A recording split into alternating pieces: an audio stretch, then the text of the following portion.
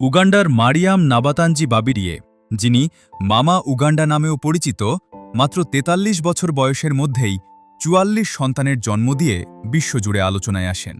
চিকিৎসকদের মতে তার শরীরের একটি বিরল জিনগত বৈশিষ্ট্যের কারণেই এমনটি সম্ভব হয়েছে।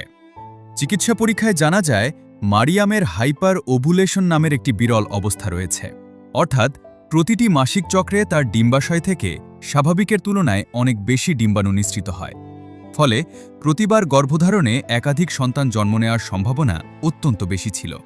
অবিশ্বাস্য হলেও সত্য, মাত্র ১৫টি গর্ভধারণে তিনি জন্ম দিয়েছেন ৪৪টি সন্তানের। এর মধ্যে রয়েছে ৪x৪ সন্তান, কোয়াড্রুপ্লেট, ৪x৩ সন্তান, ট্রিপ্লেট, ৬বার যমজ এবং ১বার একক সন্তান।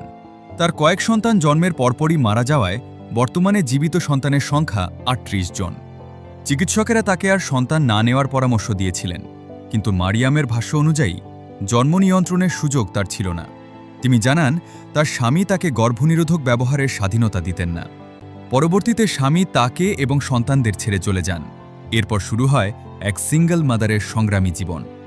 একাই সন্তানদের মানুষ করতে মারিয়াম ভেষজ চিকিৎসা, ছোটখাটো ব্যবসা এবং বিভিন্ন অনুষ্ঠানে সাজসজ্জার কাজ করেছেন।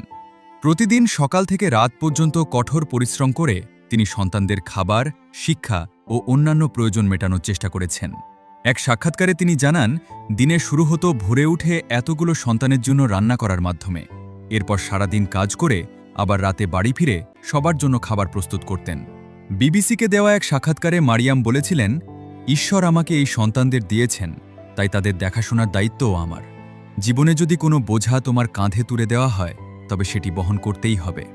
মারিয়ামের জীবনকাহিনী শুধু চিকিৎসাবিজ্ঞানের বিরল ঘটনার উদাহরণ নয়, বরং সীমাহীন দায়িত্ব, ত্যাগ